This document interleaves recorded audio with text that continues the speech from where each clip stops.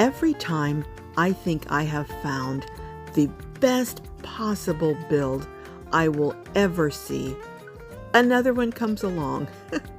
And that's the case with this Toyota Sienna minivan. Oh my words. It is simply unbelievable. It has a shower or a little mini bathtub in the back of a minivan that's powered by an electric pump on a sprayer. That's right, a handheld sprayer. It has a sink with running water. It has a bed that sleeps to and pulls out. It has a microwave. I just could go on and on and on. But rather than me keep rattling on, I'm going to introduce you to Pascal, the brilliant electrical engineer that built this van, and let him tell you all about how he came to build out this wonderful van. Hello, Pascal. Hello. Oh my goodness, I am just so impressed by this build. And what is the model of your minivan? This is a 2011 Toyota Sienna. A 2011 Toyota Sienna. Yeah. Okay. And what made you decide to convert this into a camper? Oh, my wife wanted a new car and I wanted a new hobby. I took her old car and just built a camper out of it. Now, you're an electrical engineer by trade. Yes. So you're used to dealing with intricacies and coming up with solutions to problems. I think so. Okay. Well, what would you say are the things that I should not miss in the tour of this van?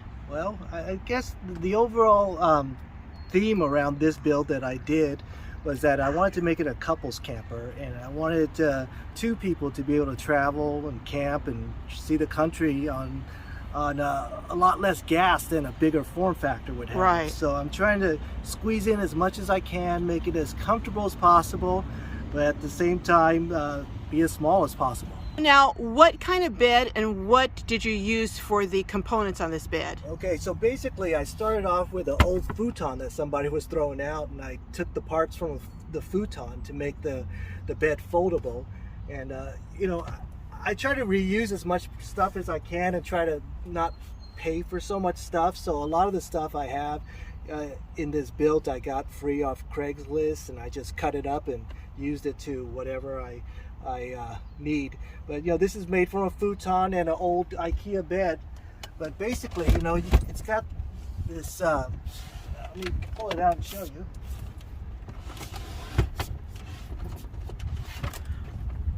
So it's got these hinges that I got. Okay, so now the hinges here are from the futon? Yes, from the futon. Okay.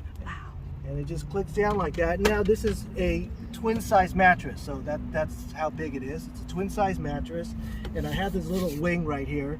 Let me come around. I want to come around and look at that wing. Demonstrate why you built that wing. Okay, so this wing is very important because it's a twin size bed, which is barely enough to sleep two, but if someone's allowed to sleep on the edge and just put their arm here, you could see how much more space this second person has by just letting your arm rest right here on this wing. And this is foam, so it's very soft. It's not a hard thing at all. And I'm looking at it, not only is it very soft, but it's really very, very light. So you didn't have to add wood and the weight of wood to get that extension. Exactly. Two people sleeps pretty comfortably. Now, what do you have? What are you using as the mattress? Is this a? It's an IKEA foam mattress. And about how many inches is that? I think it's a 3-inch foam mattress. All right. And 3-inch, and there's carpeting underneath. Okay, so that gives. Oh yeah, and this is pretty thick carpeting. Yeah, so it gives it a little bit extra. So you've got the padding of the carpeting, plus you've got the mattress. Okay. Now, show us how you, when you want two people to sleep, not as a couple, but separately, what you do. Of course, the most simple thing is that the first person sleeps up here like it's a sofa. Okay. Like, you're sleeping on your friend's sofa. Right. Big deal. That's the first person. But this space right here.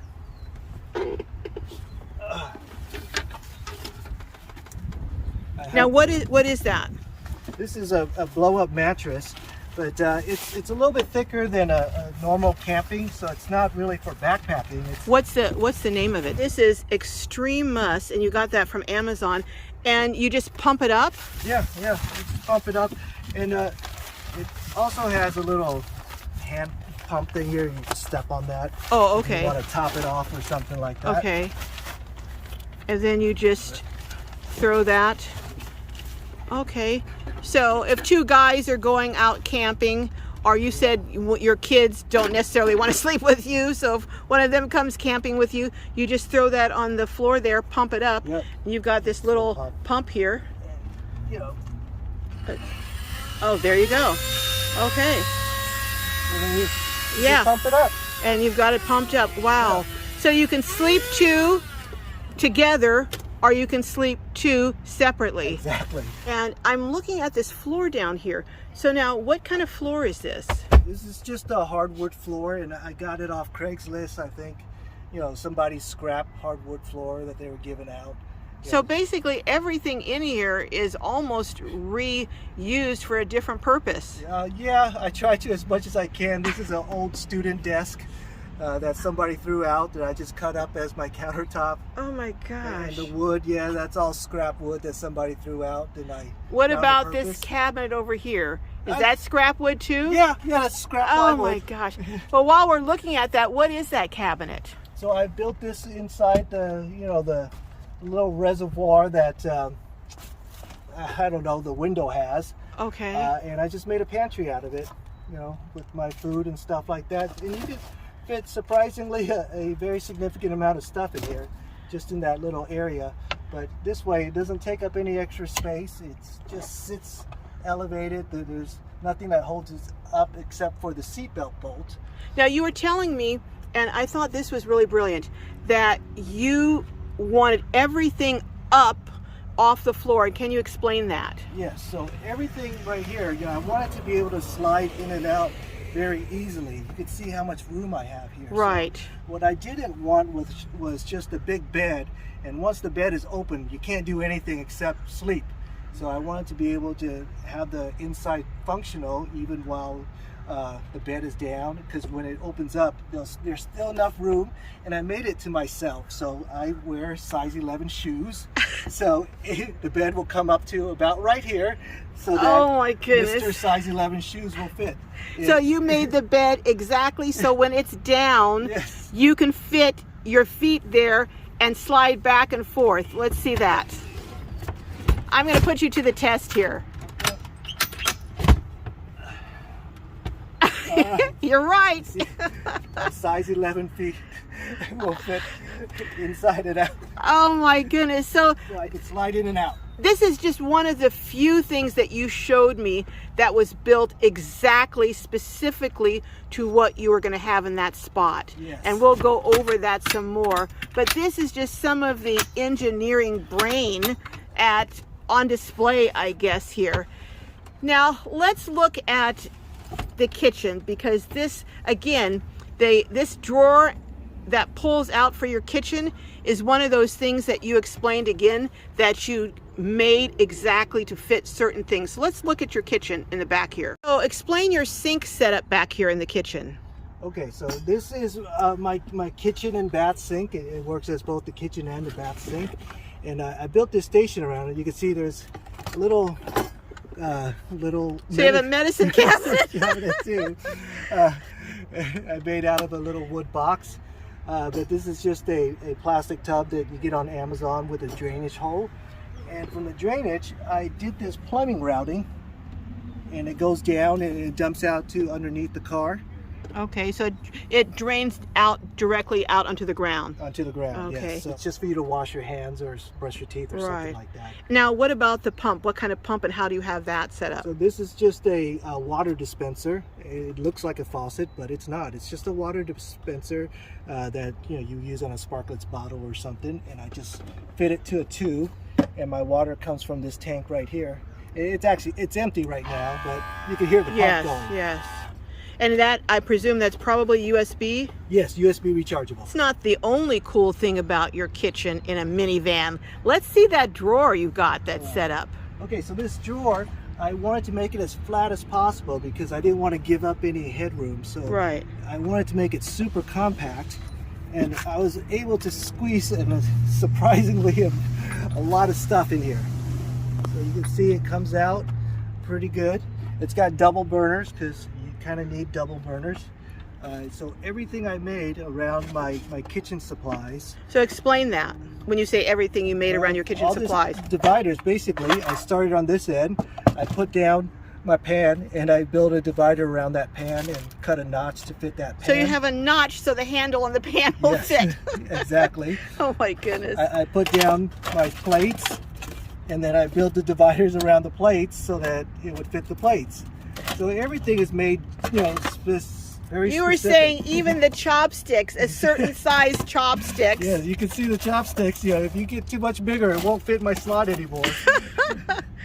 So everything again, including for your propane stoves, your butane stoves, and even you were talking about that these spice things, the jars are a certain height so that they can fit under there. Let's see.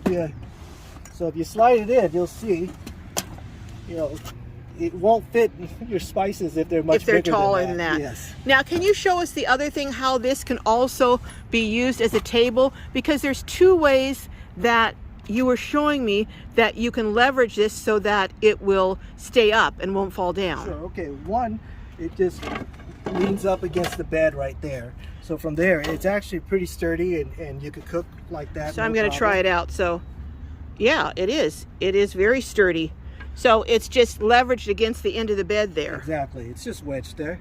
And another is I have these legs, and they're very lightweight. You know, this is made from that IKEA bed. It's the slats to the IKEA bed. And you were telling me that this whole drawer is made from an old IKEA bed, including this. These are part of the bed. Yes, yes. Okay. There, I just got that wing nut. It goes on pretty fast. You have it, you've got it supported by the legs, and you can bring it out even further. Yes. Now, have you also used this? You were telling me you could use this against a bench at a park or something? Sure. You know, if you don't want to use the legs but you want all your kitchen stuff, you can just pick the whole thing up and put it on top of a bench and cook wherever you want to be, wherever you want to go. It's not that heavy. That's just amazing. Well, folks, this is not the end of this tour, because he's got something that I think you really need to see, and that's, would I call it a shower or a bathtub or what? It's a little bit of both, I guess. Okay, well, let's look at your shower/bathtub in a minivan. Okay. Right, this isn't the last thing, because we still have to go over the electrical and how you use the potty, but this is what I really want to show everyone. And can you just explain this to us? Okay. This is my bath basin right here that I have. It's made out of thick plywood and waterproof vinyl flooring. So I basically used just basic Home Depot type vinyl flooring. It is waterproof. And I built this reservoir, and it's built in whatever space I had available. So this is the back well of the minivan. Yes, this is the back well, and I took out the back seats, of course, and that's why this space is available for me to build on it to it. Now you have a drain. I have a drain. Okay. That's a little sticky, but that pops up. So when I'm not driving, I want it closed so that fumes don't get in the car. But Okay. When you're in bath mode, you want to open the drain. You don't want to leave it closed. Okay. So would you mind climbing in there for us? Yeah, no, no and showing problem. us? And you know, I'm 175, 5'8"-ish. So you can kind of see the sizing, I guess. And you just sit right here, kind of like a Japanese shower or something. You just have a seat, and you bathe yourself. And what do you use? What is that behind that you're using? This is the Sunjo water sprayer. Let me look at this. It's called Sunjo, and you got it on Amazon? Yep. Okay. And you know, I don't have water in it again, but you can hear the pump going, and you spray. There's some residual water in it. Okay. So it's an electric pump. Yeah. Yeah. And it just so in order to keep it from getting everything wet, what do? I'm going to stop for a second while you set that all up and then show us what you do to keep from getting the whole back wet while you're taking a shower right. in your minivan. In my minivan. This is the first half of your setup, and I see you, what is that you have it hooked onto? Just a bungee cord that goes to the other side, and I have another little rope that comes for. So that's really, really inexpensive. Yeah, it's really inexpensive, and it's really compact. You know, it's just rope.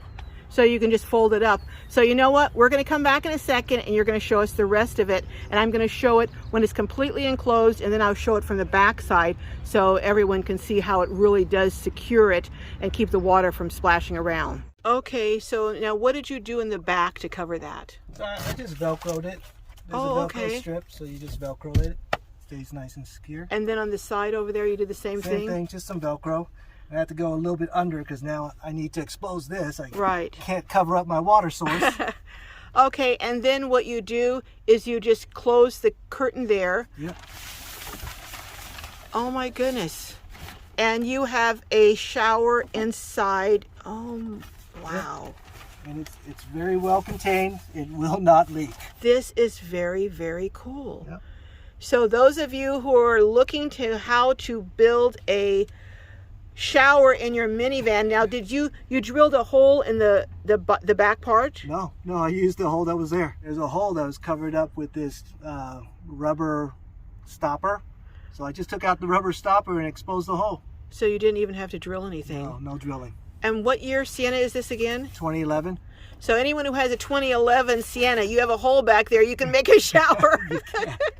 Well, let's go ahead and look at your electrical system. You're an electrical engineer, so I'm sure it's a doozy of a system. I don't know if it's a doozy, but it gets the job done. Okay. So I got 110 watt solar panels up here. Showed me something very interesting about those solar panels. Would you show that to my audience? Sure. So I have it on these latches, and I have the same latch on the other side. Okay. I'll latch it up and then show you what it does. Okay. Okay, so when you unlatch them, it works as a lid for all my gear, but also if I want to prop it up, I could angle it so I could catch the sunshine a little bit better. You were saying it only goes one way, but you can always spin your van around and catch the sun going the other way. Yep. Wow. Now, how do these ideas come to you? Did they just come naturally, or are you looking at something and thinking, oh, this is a problem, let me think of the solution, or are you already thinking of it before? How does that come to you? I'm not even sure. Okay. It just comes as I'm working and as I do different versions of my builds. You know, I learn things from the previous time. And this is you're saying your third build? This is the 4th Sienna build. And oh, wow. I did, I think, 3 element builds. Okay. All right, well, let's go back and look again at the electrical system. What kind of battery power do you have here? Okay, so the battery I have right here, and it's another one of those things where I put the battery down and I built the walls around it, so it fits the battery perfectly. It slides out, so when I need to maintain it, it's easy to get out. What kind of battery do you have and how many amp hours? Okay, it's a 100 amp hour lithium iron phosphate, so it's been working great. And is that enough to power everything you have? Yes, just not all at once. Okay. Now, what do you have in here that requires electricity? Okay, so the main things is the microwave. That uses around 1,000 watts, but my coffee maker, that's another 500 watts or so. I have a refrigerator. And which refrigerator do you have here? It's this Bougie RV. We could take a look at it later, but it sits right in the middle. So I took out the armrest. Okay. And I replaced it, or the center console, and I replaced it with this refrigerator. And how are you, do you like the refrigerator? Yeah, it's actually working out really well. Now, is it a refrigerator and a freezer, or one or the other? Just one or the other, yes. Okay. And so your microwave, your coffee maker, your refrigerator, anything else? I have a rice cooker and a electric grill. Okay. And then I saw 2 little fans, but are those USB fans? Yeah, just USB rechargeable. Okay. Clips, so you can move them anywhere you want. And can you show me what the name of those fans is? Okay. Lee Moisture. And you said these really put out the air. Yes. And on low mode, you can run them all night, have them blow in your face. Okay. And it really is. Now, let's see how you have this hooked up. How do you have this wire set up, these wires set up rather? Okay, so from the batteries, I have the lines going underneath here into my inverter. This is a pure sine wave inverter. It's 1500, so it goes here, and I have a power line that goes from that inverter that plugs into an outlet back on the other side of this. Okay, so you have from the inverter to a power line or power cord running to an outlet back here. Correct. Okay. And then now what is this box over here? Okay, this is just something I rigged up myself, and I put some switches on it, and you could see I could either switch from car battery charging, or I could switch to a solar charger, or my solar charger could charge my lithium ion, or I could run the car's alternator to charge the lithium ion. Okay, so now let's break that down because that's a lot for me to absorb. So basically with that box you can charge your battery from your car. Yes. You can charge your car with the solar panel. Yes. You can charge your car battery with the solar panel. Yes. And so then what? When it's sitting for a long time, when I don't drive it, I leave it on a solar charge so that I don't run out of battery. So your battery doesn't go dead. Correct. And then you were saying you could charge what else from it now? Your lithium ion battery. So you can charge your lithium ion battery from your car if I alternator? Want to. Yes, if I want to. Leave it up to an electrical engineer to come up with all this. So basically, you have it set up so none of your batteries will ever go dead. They all are interfaced so they can all charge each other. Kind of, yes. Sort of. Okay. Yeah. All right. I'm not even going to ask you how you thought of that because I know you're an electrical engineer, so you didn't have to think. It just came naturally. It's just switches. You just switch it from one mode to another. And then how many outlets do you have inside the car? That's powered by this guy. I have 2 outlets. Okay. And then, so 2 AC outlets and a DC that's just a regular DC. Yeah, DC outlets. And you know, this inverter itself has an outlet on it too. Oh, okay. All right. So. Oh my goodness. Now, last thing, because if I don't ask you that, everyone's going to say, oh, you didn't ask him, how does he use the bathroom? So can you show us how you use the bathroom in your minivan? All right. So basically, you were saying as a male, you just use a bottle and a pinch, okay? And then you have a toilet, you said, as far as for a female or if your wife's coming along. Yep. But you said that's only in an absolute emergency. One, my wife never camps with me. And if I wanted to use it, it is only an absolute emergency. If you're a male, you know, you use that for your knees. Okay. You got to do what you got to do. But if you're a female, or you got to do number 2, that's where this sucker comes in. Okay, and what's the name of this? I actually don't even know. Basically, that just folds up and then unfolds. Yep. You just put the bottom in. Okay. And that holds its structure. So it clicks in, it sounded like. No, it didn't really click. I just it made a quickie sound. All right. And then you put this top on, and then you're good to go. And then you just use the bag system. Yes, correct. Okay, all right. So that's simple enough. You get kitty litter if you need it, and a bag. A bag, and that's it. And it all fits back here in your little bathroom. And with the space that you've got here, you can easily come back here and use this. And even with your size 11 shoes, you can have it closed and come back and fit and use it. If you're a size 12, you might be in trouble. Okay. I'm joking. So tell me, I just so much packed into this minivan. Is there anything else that we haven't gone over that you can think of that you have in here? Well, have you seen the secret compartments?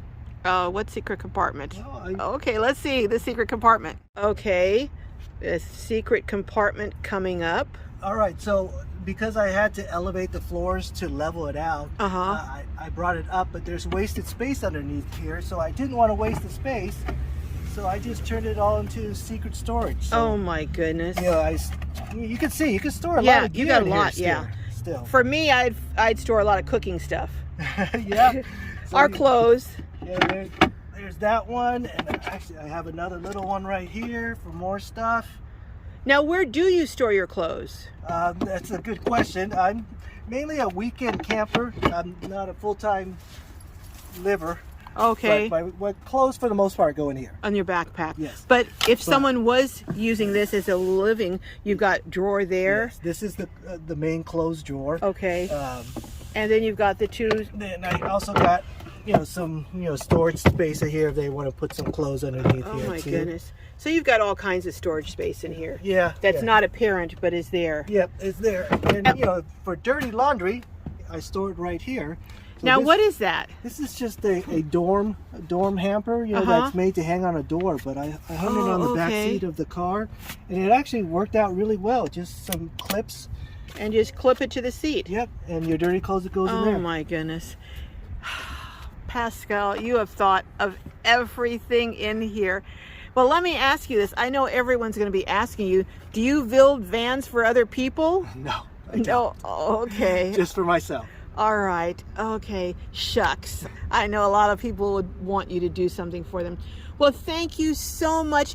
And you told me that you are going to be starting on a new project soon. Yeah, so I'm thinking about just tearing everything apart and starting all over. And, this is a couples camper. I did a stealth camper, and I did an easy camper and a flexible camper.